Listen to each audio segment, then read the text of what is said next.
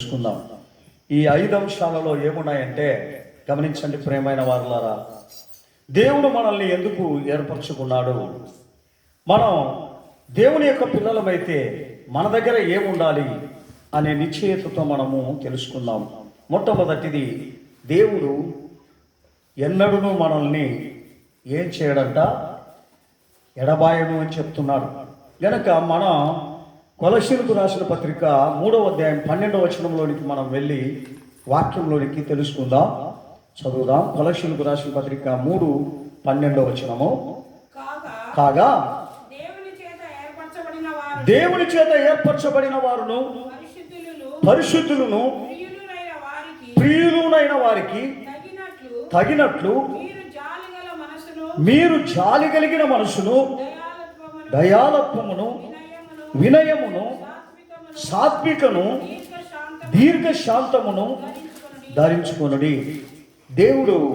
దేవుని నమ్మినటువంటి బిడ్డలకు ఏ స్వభావాలు ఉండాలని దేవుడు కోరుకుంటున్నాడు?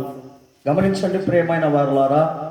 ఇటువంటి యొక్క గుణాలు ఎప్పుడైతే మన జీవితాలలో ఉంటాయో మనం ఆయన ఏర్పరచుకున్నటువంటి బిడ్డలుగా మనం మార్చబడతాం.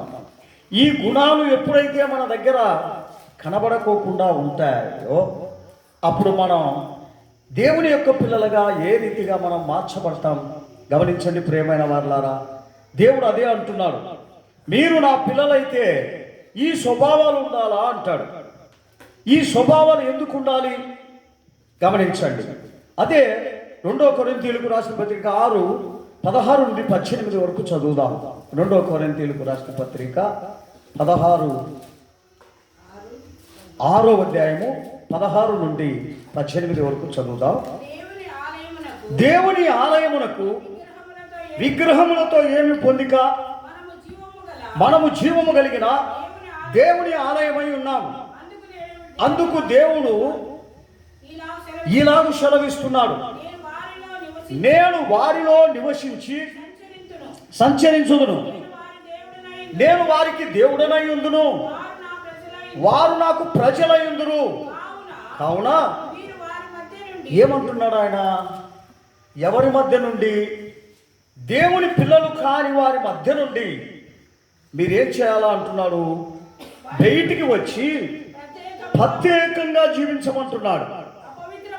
అపవిత్రమైన దానిని ముట్టకుడని ప్రభు తన పిల్లలతో చెబుతున్నాడు. మరియు నేను మిమ్మల్ని చేర్చుకొందును, మీకు తండ్రినైందును, మీరు నాకు కుమారులు కుమార్తెలై ఉందురని సర్వశక్తుడగు ప్రభు చెప్పుచున్నాడు. గమనించండి ప్రియమైన వారులారా, మనము ఎవరిని అని తలంచుకుంటున్నాడు దేవుడు? మన మనుషులమని మనం తలంచుకుంటున్నామే కానీ దేవుడైతే ఆ రీతిగా తలంచుకోలేదు. ఆయన వారి నా ఆలయము అని ఆయన తలంచుకుంటున్నాడు. వారి యొక్క జీవితమే నా జీవితంలో ఉన్నాడని దేవుడు తలంచుకుంటున్నాడు. గమనించండి ప్రియమైన వారులారా, మరి మనమేమి తలంచుకోవాలని దేవుడు కోరుచున్నాడు? అయ్యో, నా శరీరము దేవునికి ఆలయమై ఉంది, నా ఆత్మ దేవుని యొక్క మరి సింహాసనములో కూర్చునేటువంటి యొక్క ఆలయముగా నా హృదయం ఉంది. గనుక దీనిని నేను ఏ రీతిగా సిద్ధపరచాలి, ఏ రీతిగా దానిని పరిశుద్ధపరచాలి, దీని ఏ అపవిత్రత దీనిలోనికి లేకుండా చేసుకోవాలా అనేటువంటి నిశ్చయత మన జీవితాలలో ఉండాలని ప్రభు సెలవిస్తున్నారు. ఇటువంటి ఒక నిశ్చయత అనేది మనం లేకుండా బతుకుచున్నాం అనుకోండి, ఆయన ఆలయంగా మనం మార్చబడలేము. ఆయన యొక్క గుణగణాలు మన దగ్గర ఎక్కడా కనబడదు. అందుకని ఆయన అంటున్నాడు, నీ యొక్క ఆలయముగా నాకు మార్చబడిందంటే నా యొక్క గుణగణాలు నీ దగ్గర ఉంటాయని ప్రభు సెలవిస్తున్నారు. ఎప్పుడైతే ఆయన యొక్క గుణములు మన జీవితాలలో లేకోకుండా ఉంటాయో మనం ఎక్కడున్నాము చెప్పని చూద్దాం. మరి మనము లోకములోనే ఉన్నాం, లోక సంబంధమైనటువంటి మనుషులుగానే కనబడుతున్నాం, పరలోక సంబంధమైన మనుషులుగా మనం లేము. అందుకనే అంటున్నాడు, ఈ భూమి మీద ఉన్నంత వరకు నీవు నా యొక్క పని అయి ఉండాలా, నా యొక్క బిడ్డవై ఉండాలి, నా ఆజ్ఞలు గైకొనువారుగా ఉండాలి, నా ఆలోచనలో నువ్వు నడవాలని ప్రభు మనకు హెచ్చరిస్తూ ఉన్నాడు. అదే 1 పేతురు 2వ అధ్యాయము 9-10 చదువుదా. 1 పేతురు 2వ అధ్యాయము 9-10. అయితే దేవుడు అంటున్నాడు, మీరు చీకటిలో నుండి ఆశ్చర్యకరమైన తన వెలుగులోనికి మిమ్మలను పిలిచిన వాని ఏం చేయాలంట? మనల్ని పిలిచినటువంటి గుణాతిశయములను ప్రచురము చేయు నిమిత్తము ఆయన ఏర్పరచబడిన వంశమును రాజులైన యాజకులముగాను పరిశుద్ధ జనముగాను దేవుని సొత్తైన ప్రజలుగాను మనం ఉండాలని దేవుడు కోరుకుంటున్నాడు. ఒకప్పుడు ఇలాగ ఉండక ఇప్పుడు దేవుని యొక్క ప్రజలమై ఉన్నాం. ఒకప్పుడు ఎవరిని కనికరింపకుండా ఉన్నాం, ఇప్పుడు అందరినీ కనికరించే వాళ్ళంగా ఉండాలని దేవుడు సెలవిస్తున్నాడు. మరి మనకు అటువంటి గుణాలు ఉన్నాయా? గమనించండి ప్రియమైన వారులారా. ఒకప్పుడు కఠినమైన మనసు ఉండింది, ఒకప్పుడు అన్యాయమైన మనసు ఉండింది, ఒకప్పుడు అక్రమైన మనసు ఉండింది. ప్రభు దగ్గరికి వచ్చిన తర్వాత మనం ఎవరి గుణాలను పరచాలని దేవుడు సెలవిస్తున్నాడంటే మన గుణాలు కాదండి, మన స్వభావము భయంకరమైనటువంటి మురికి గుడ్డ అండి. వాటిని తీసేసి దేవుని యొక్క గుణాతిశయములను మనం పచ్చురపు చేయాలని దేవుడు కోరుకుంటున్నాడు. అటువంటి యొక్క నిశ్చయతతో నువ్వు ఈ భూమి మీద జీవించాలని ప్రభు సెలవిస్తున్నాడు. అందుకనే నిన్ను నేను ఏర్పరచుకున్నా. నేను ఎందుకు ఏర్పరచుకున్నా ఈ భూమి మీద? అందుకొరకే నేను ఏర్పరచుకున్నా, దేని కొరకు కాదండి. మరి మనమేమనుకుంటాం? ఏదో దేవుని సన్నిధానానికి వెళ్తున్నా, ఏదో నాకు మంచి జరగాలి, నాకు మేలు జరగాలి నాకు అని ఈ లోక సంబంధంగా మనం మేలును కోరుకుంటా ఉన్నాం. కానీ ప్రభు అయిన దేవుడు పరలోక సంబంధమైన మేలు కోరుకుంటా ఉన్నాడు. అదే దేవునికి మనకు ఏముంది అంటే ఎడబాసినటువంటి యొక్క జీవితాలు ఉన్నాయి. ఎందుకంటే యుగాయుగములు మనుషుడు బతకాలని దేవుడు చూస్తున్నాడు. కానీ ఈ మనుషులు ఈ లోకంలో ఉన్నంత వరకు బతికితే చాలు అని ఈ మనుషులు అనుకుంటున్నారు. ఇదెంత దౌర్భాగ్య స్థితి ఒకసారి ఆలోచన చేయండి. ఈ లోకానికి తగినట్లుగా మాట్లాడదాం, ఈ లోకానికి తగినట్లుగా జీవిస్తాం, ఈ లోకానికి తగినట్లుగా సంపాదన చేస్తాం, ఈ లోకానికి తగినట్లుగా మనం అన్ని విషయంలో ఎదుగుదాం. అది దేవుడైనా సరే ఎవరైనా సరే మనల్ని ఎదిగించాలనేటువంటి సిద్ధాంతంతో మనం ఉన్నాం. కానీ దేవుని యొక్క చిత్తం ఏదో పరీక్షించే సిద్ధాంతంలో మనం లేమండి. అందుకనే ఆయన అంటున్నాడు, నీవు ఈ భూమి మీద నా బిడ్డవు అంటే నా గుణాతిశయములను నీవు ప్రచురము చేయాలి. నేను ఎటువంటి యొక్క మనిషిని, నేను ఏ స్థితిలో నేను ఉన్నవాడను, నేను ఎటువంటి యొక్క పరిశుద్ధమైన స్థలంలో ఉన్నవాడిని గనక నీవు ఎటువంటి అపవిత్రతకు చోటు ఇవ్వకూడదు అని ప్రభు సెలవిస్తున్నారు. గమనించండి ప్రియమైన వాళ్ళారా, ఈ దినాన మనము ఎప్పుడైతే అపవిత్రతకు చోటిస్తున్నామో, ఈ లోక సంబంధమైనటువంటి యొక్క కార్యాలకు చోటిస్తున్నామో, మరి ఆయన గుణాతిశయములు మన దగ్గర లేవు. మనం ఆయన గుణాతిశయములలో మనము పాలివారంగా లేమన్నమాట. ఎందుకంటే మన యొక్క మనుషుని యొక్క జీవితం అంతా తినాలి, తాగాలి, సుఖించాలి, సంపాదన చేసుకోవాలి. అయితే చిత్తలో ఆ మనుషుడు వెళ్తున్నాడే కానీ ఇదిగో ప్రభా నీ చిత్తము చేయడానికి నన్ను ఈ లోకములో నిర్ణయించున్నావు గనుక నీ చిత్తములో నేను ఎదగడానికి సహాయం చేయని ఏ మనుషుడు దేవునిని అడగలేదు. అందును బట్టే మనుషుడు శ్రమపడతా ఉన్నాడు, మనుషుడు ఆలోచన చేస్తూ ఉన్నాడు, మనుషుడు ఆశీర్వాదం లేకోకుండా క్షీణించిపోయేదానికి కారణం అదే. దేవుడు అంటున్నాడు, నీవు నమ్మిన ఎడల నా మహిమను చూస్తావు కదా, నువ్వెందుకు ఆలోచన చేస్తున్నావు లోక సంబంధంగా, లోక కార్యములను ఎందుకు నీలో నీ హృదయంలో పెట్టుకొని ఉన్నావు అని ప్రభు మనల్ని హెచ్చరిస్తున్నాడు. నా బిడ్డలకు కొద ఉంటుందా చెప్పండి? ఆయన భూమిని ఆకాశాన్ని అన్నిటినీ సృష్టించినటువంటి యొక్క దేవుడు మనము ఆశ్రయించినటువంటి వారికి ఏదైనా కొద ఉంటుందా? మనం ఎందుకు కొదవ ఉంటుంది అని చెప్పి మనము ఎందుకు దిగులు పడుతున్నా, ఎందుకు ఆలోచన చేస్తున్నా, లోక సంబంధంగా ఎందుకు ఆలోచన చేస్తున్నా, లోక సంబంధంగా మనం ఎందుకు జీవిస్తున్నా, లోక సంబంధంగానే మనం ప్రతి ఒక్క యోచన చేస్తూ ఉంటే మనము దేవుని పిల్లలుగా మార్చబడతామా? దేవునికి అనుకూలంగా మనము నడవాల్సినటువంటి ఒక స్థితిలో నడుస్తామా? అదే దేవుడు అంటున్నాడు. అందుకనే రెండో అంశం ఏమిటంటే, యోహాను సువార్త 17వ అధ్యాయం 17 నుండి 19 వరకు చదువుదాం. 17వ అధ్యాయము 17వ వచనం నుండి 19 వరకు చదువుదాం. పవిత్రమైనటువంటి యొక్క స్థితి మనలో కనపడాలని దేవుడు కోరుకుంటున్నాడు. సత్యమందు వారిని ప్రతిష్ఠింపజేయము, నీ వాక్యమే సత్యం. నీవు నన్ను లోకమునకు పంపి ఉన్నావు ప్రకారము నేను వారిని లోకమునకు పంపుచున్నాను. వారు సత్యమందు ప్రతిష్ఠిత చేయబడినట్లు వారి కొరకై నన్ను ప్రతిష్ఠిత చేసుకొనుచున్నాను.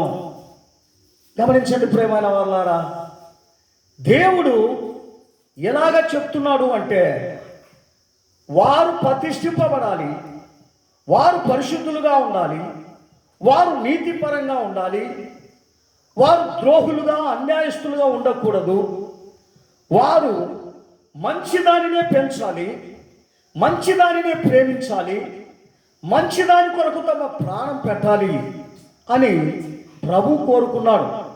ఆ గుణాతిశయాలలోనే మనము కూడా జీవించాలని ప్రభు మనల్ని హెచ్చరిస్తున్నాడు.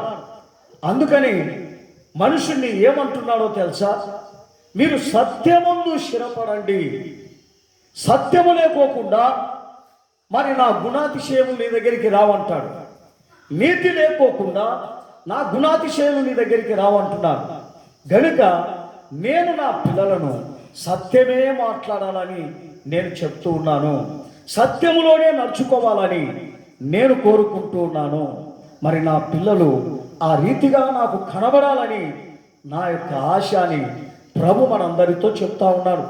అందుకని మన గుణాతిశయములు ఎలాంటివని దేవుడు మనల్ని హెచ్చరిస్తున్నాడు.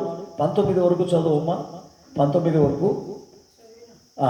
గనుక ప్రేమైన దేవుని బిడ్డ, ఈ చివరి దినాలలో మరి మనలో ఎటువంటి యొక్క స్థితి కనబడతా ఉంది? మనం పరిశుద్ధమైనటువంటి యొక్క మనుషులుగా కనబడుతున్నామా? మనం నీతి కలిగినటువంటి ఒక మనుషులుగా కనబడుతున్నామా? మనం యథార్థమైనటువంటి ఒక మనుషులుగా కనబడుతున్నామా? ఒకసారి మనల్ని మనమే పరిశీలన చేసుకోవాలి. ప్రభువా, నాతో వాక్యం ఏం మాట్లాడుతూ ఉంది? వాక్యము నాతో ఏం చెప్తా ఉంది? వాటి ప్రకారము నా గుణాతిశయాలు ఉన్నాయా లేవా అని మనము పరిశీలన చేసుకుంటే అప్పుడు ఆ మనిషి దేవుని యొక్క బిడ్డగా మార్చబడేదానికి అవకాశం ఉంటుంది. అవన్నీ వాళ్ళు చెప్తా ఉంటారు. నేను అలాగ మారాలనా, అలాగ ఉండాలనా, అలాగ జీవించాలనా, నా ఇష్ట ప్రకారము నేను జీవిస్తా, నా ఆలోచన ప్రకారము నేను జీవిస్తా, నాకు వస్తున్నటువంటి యొక్క మరి చిత్తం ఏదో నా చిత్త ప్రకారము నేను జీవిస్తా, కానీ ఆయన గుణాతిశయముల బట్టి నాకు అవసరం లేదు, నాకు ఆశీర్వాదం వచ్చే చాలు అని మనం అనుకున్నాం అనుకోండి, అది ఎంత దౌర్భాగ్య స్థితి. ఒకసారి ఆలోచన చేయండి. అటువంటి ఒక స్థితి మన దగ్గర ఎప్పుడు కనబడకుండా ఉండాలని ప్రభు వాక్యమును మనకు హెచ్చరిస్తున్నాడు. అందుకనే ఎఫెసీయులకు రాసిన పత్రికలో మనకు హెచ్చరిస్తున్నాడు. 1:15 వచనంలో చెప్తా ఉన్నాడు. 1:5 వచనం. ఎఫెసీ 1:5 వచనం. ఎట్లనగా తన ప్రియుని యందు తాను ఉచితముగా మనకు అనుగ్రహించిన, ఏమి మనకు ఉచితంగా అనుగ్రహించినాడంట? తన కృపా మహిమకు కీర్తి మహిమ కలుగునట్లు తన చిత్త ప్రకారమైన దయా సంకల్ప ప్రకారము యేసుక్రీస్తు ద్వారా తనకు కుమారులను గాను స్వీకరించుటకై మనలను ముందుగా తన కోసమును నిర్ణయించుకొని మనము దేవుని యొక్క ఎదుట పరిశుద్ధులమును నిర్దోషులమై ఉండవలేనని జగత్తు పునాది వేయబడక మునిపే ప్రేమ చేత ఆయన క్రీస్తులో మనలను ఏర్పరచుకొనెను. హల్లెలూయా. గమనించండి ప్రియమైన వారులారా, ఎందుకొరకు ఆయన మనల్ని ఏర్పరచుకున్నాడంట? తన గుణాతిశయములను మనము తెలియపరచడానికి, తన యొక్క చిత్తము ఏమిటి, ఆ మంచితనాన్ని మన ఈ భూమి మీద కనపరచడానికి మనల్ని ఏర్పరచుకున్నాడు. అంతేగాని మనమేదో మన సొంతంగా ఆలోచన చేసి మన సొంత బుద్ధితో దేవుడు మమ్మల్ని ఆశీర్వదించాలా, మమ్మల్ని కాపాడాలా, మమ్మల్ని పరిస్థితికి తీసుకుపోవాలా అనుకోవడం మూర్ఖతనం. లోక సంబంధంగా నువ్వు ఎంత పరిస్థితికి తీసుకుని పోయినా ఒకరోజు అన్ని విడిచిపెట్టి పోవాల్సిన పరిస్థితి ఉంది. అందును బట్టి ఆయన అంటున్నాడు, లోకములో నువ్వు శాశ్వతమైన జీవితం కాదు, ఇది శాశ్వతమైనటువంటి యొక్క స్థలం కాదు. ఆ స్థలము పరలోక రాజ్యములో ఉంది కనుక ఆ పరలోక సంబంధమైనటువంటి గుణాతిశయాలను నీలో చూడాలని ప్రభు కోరుకుంటున్నాడు. అంతేగాని దేవా అవన్నీ నాకు అవసరం లేదు, ఈ లోకంలో నేను అందరికంటే బాగుండాలి, అందరికంటే ఉన్నతమైన స్థితి ఉండాలి, అందరికంటే పరిస్థితికి నేను వెళ్ళాలా అనుకుంటే అది దౌర్భాగ్య స్థితి. దేవునికి స్తోత్రం. హల్లెలూయా, హల్లెలూయా.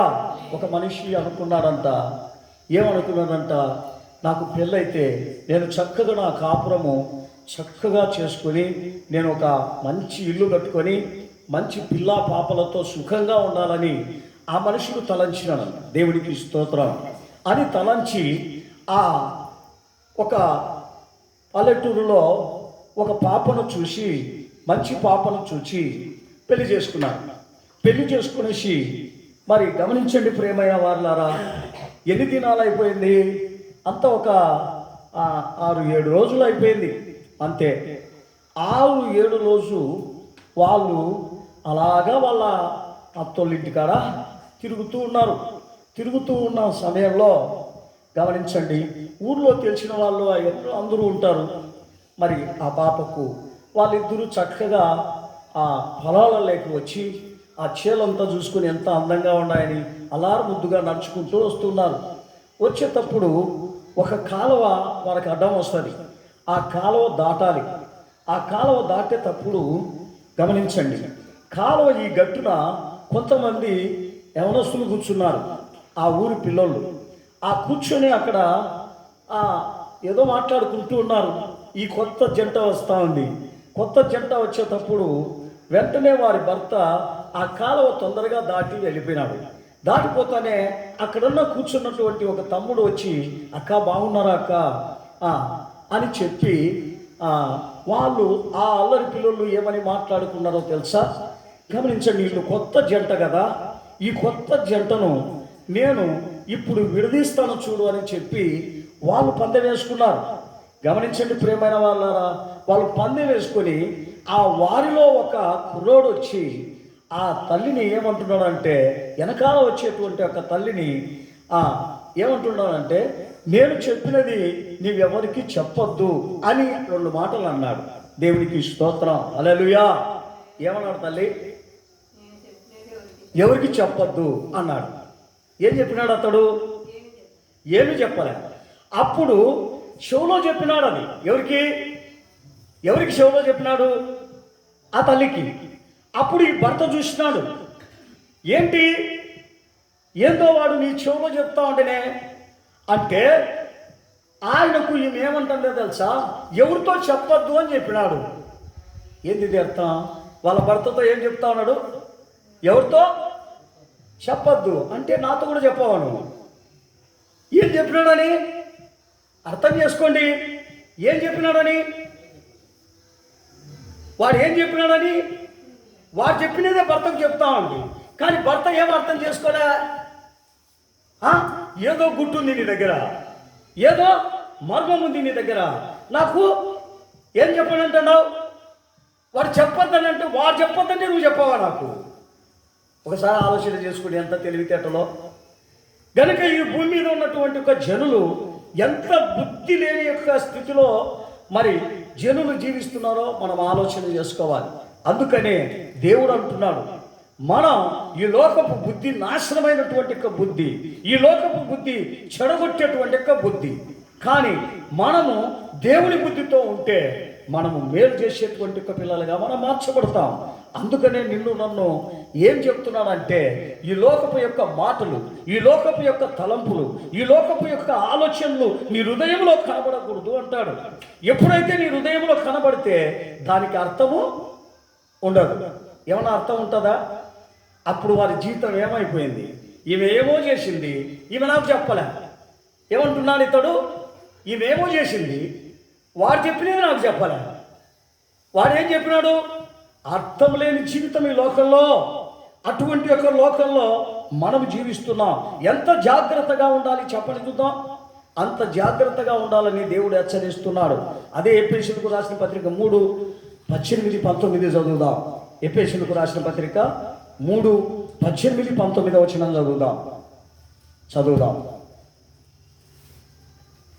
హల్లెలూయా.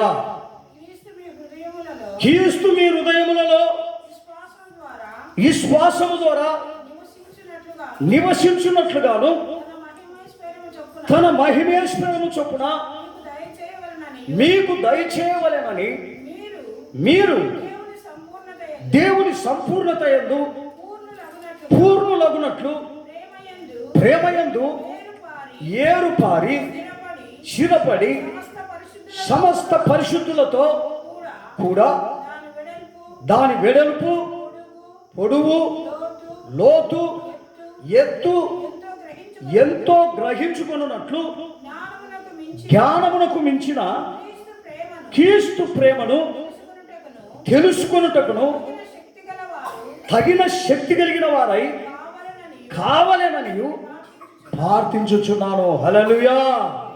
దేని కొరకు ప్రార్థిస్తున్నాడంట? తగిన శక్తి కలిగిన వారు కావాలని ఆయన ప్రార్థిస్తున్నాడంట. ఏమి శక్తి మనకు ఉండాలా? అదే 5వ అధ్యాయము ఎఫెసీ 25-26 2 వచనాలు చదువుదాం. అదే 5వ అధ్యాయము 5 త్వరగా చదవాలి.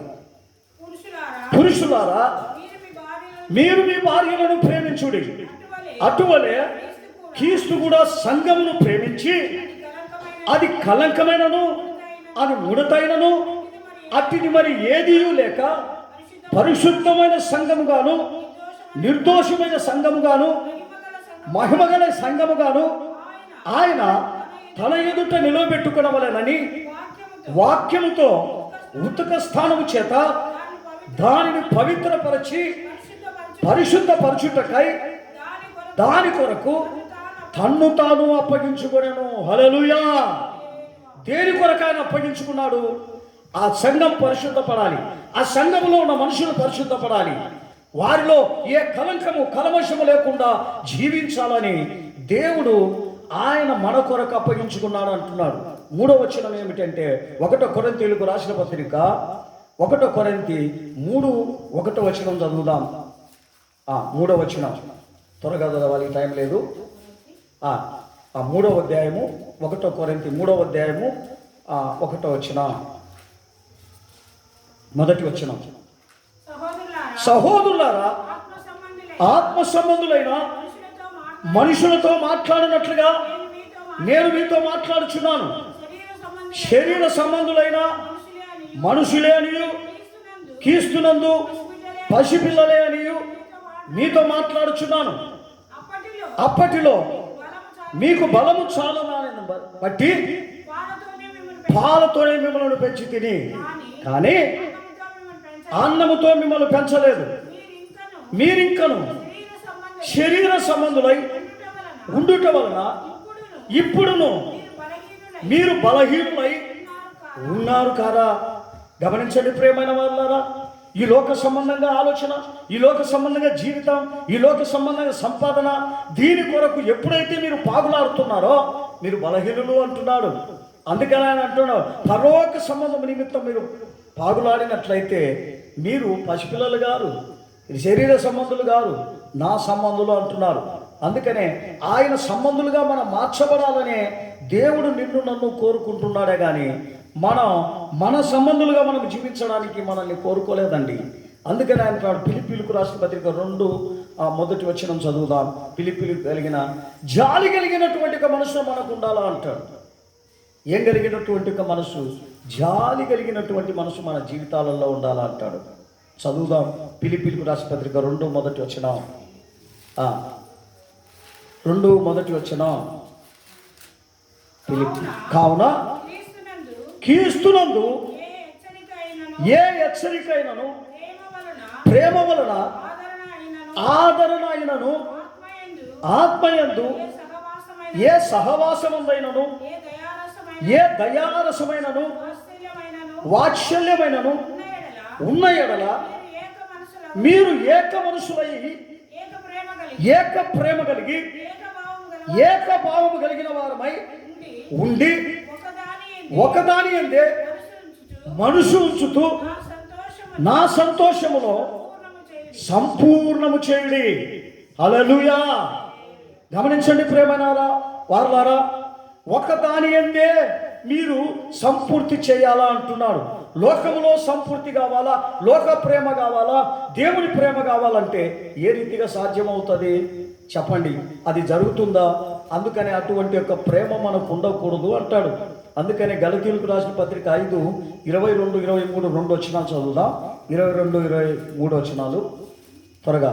గలతీయులకు రాసిన పత్రిక 5వ అధ్యాయం 22, 23 ఫాస్ట్గా చదవాలి. 5వ అధ్యాయం.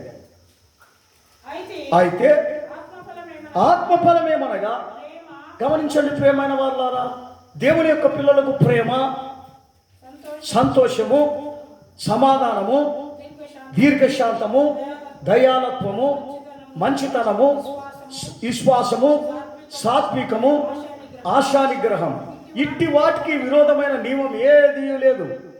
క్రీస్తు యేసు సంబంధులు ఏంటంట? ఈ శరీరమును దానిలో ఉన్న ఇచ్ఛలు, అంటే దానిలో ఉన్న ఆశలు అన్నిటినీ, దురాశలు అన్నిటినీ శిలువ వేసి ఉన్నారు. దేవునికి స్తోత్రం. హల్లెలూయా. గమనించండి ప్రియమైన వారులారా, మనము ఆ ఏడ్చలన్నీ భూమి మీద లేకుండా మనం శిలువ వేసినామా? మనము వేయకపోయినట్లయితే ఏ రీతిగా మనము దేవుని పిల్లలుగా మార్చబడతాం? గమనించండి. ఏ గుణాలు ఈ లోక సంబంధంగా ఉండకూడదని, ఆయన సంబంధమైన గుణాలు మనకు ఉండాలని ఆయన చెప్పిన ప్రకారము మనము జీవించాలని దేవుడు కోరుకుంటున్నాడు. 5వ వచనం మనము చదివి నేను ముగించబోతున్నా. చదువుదాం. రోమీయులకు రాసిన పత్రిక 13వ అధ్యాయము 14వ వచనం చదివి. రోమీయులకు రాసిన పత్రిక 13వ అధ్యాయం 14వ వచనం. మెట్టుకు ప్రభు అయిన యేసుక్రీస్తును ధరించుకొనిన వారై శరీర ఏచ్ఛలను నెరవేర్చుటకు శరీర విషయమై ఆలోచన చేతుకుందాం. చేసుకొనకుడి. ఏమిటికి చేసుకొనకూడదు? శరీర ఏచ్ఛలను, శరీర ఆలోచనలను నెరవేర్చుకొనుటకు శరీర విషయమై ఆలోచన చేసుకుందాం. ఏం ఆలోచన చేసుకోవాలా? చెడ్డది చేస్తున్నామా, మంచిది చేస్తున్నామా అని మనం ఆలోచన చేసుకోవాలా అంటాడు. గమనించండి. అది చెడ్డదైతే దాన్ని విసర్జించమంటున్నాడు, మంచిదైతే దానిలో వెళ్ళమంటున్నాడు. అందుకనే మనకు మంచి చెడ్డలను మనకు అక్కడ పెట్టినాడు. అందుకు మనం దేనిని కోరుకోవాలని దేవుడు కోరుకుంటున్నాడు? మంచి దానినే కోరుకోవాలా అంటున్నాడు. యెరూషలేములో ఒకసారి ఆయన ఆ ప్రాంతంలో తిరుగుతూ ఎక్కడికి వచ్చినాడంటే షిలోయము కోనేటి దగ్గరికి వచ్చినాడు. గమనించండి ప్రియమైన వారులారా, షిలోయము కోనేటి దగ్గరికి వచ్చి అక్కడ నిలిచి ఉన్నాడు.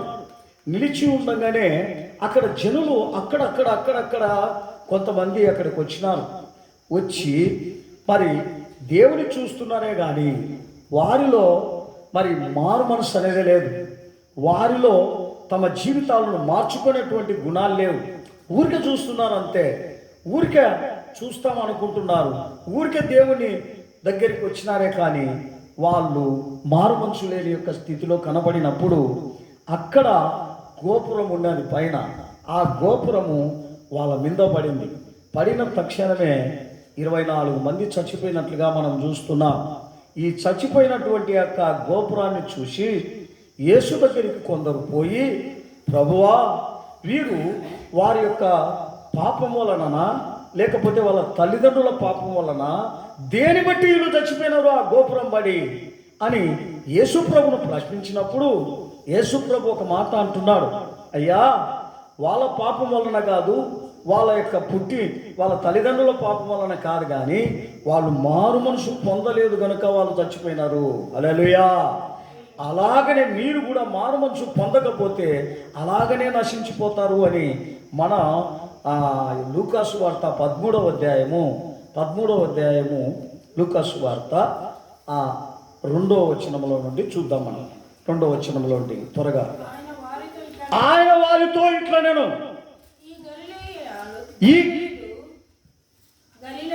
ఈ గలిలయులు హింసలు పొందినందున వారు గలిలయులందరికంటే పాపులని మీరు తలంచుచున్నారా? కారని మీతో చెప్పుచున్నాను, మీరు మారు మనసు పొందని ఎడల మీరందరూ అలాగనే నశిస్తారు. దేవునికి స్తోత్రం. గమనించండి ప్రియమైన వాళ్ళారా, ఎలాగ నశిస్తామంట?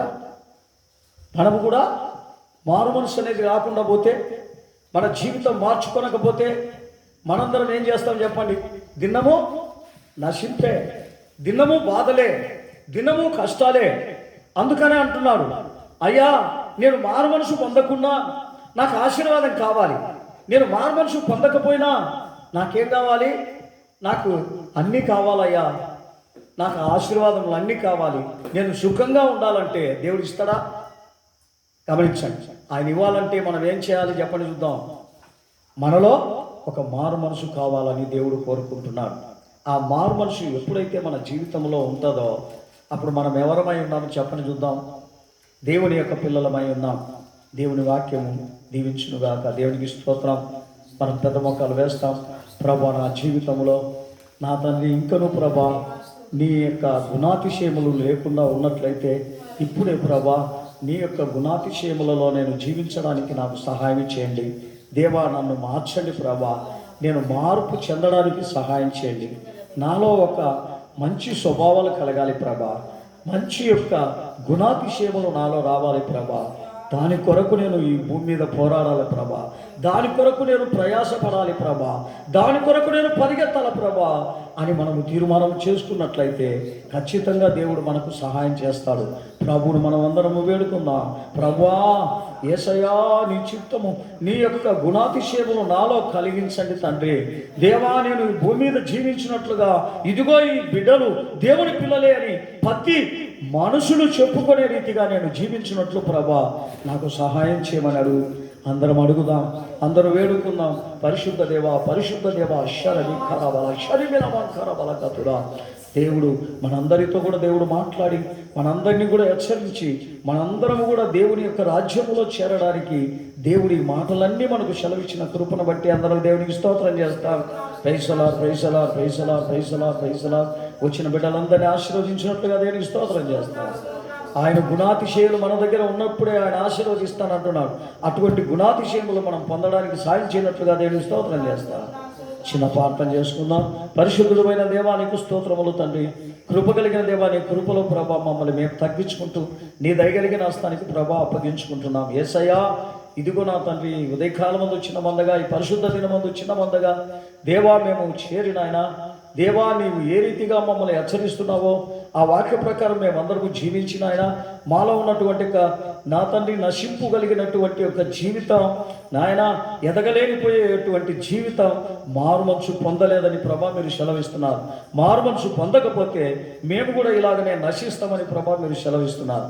అటువంటి యొక్క నిరీక్షణలో మేము కలిగి నీ యొక్క దయగలిగిన కృపలో భద్రపరిచి త్వరలో రానైనా నిత్య రాకడకు మా గుణాతిశయములన్నిటినీ నా తండ్రిని ఎదుట పరిశుభ్రపరిచి నా తండ్రి కలంకం కల్మషం లేని బిడ్డలుగా నీ ఎదుట నిలబడే శక్తి బలమును మీరు అనుగ్రహించినట్లు కృప దయచేయమని యేసునామములో అడుగుచున్నాము తండ్రి.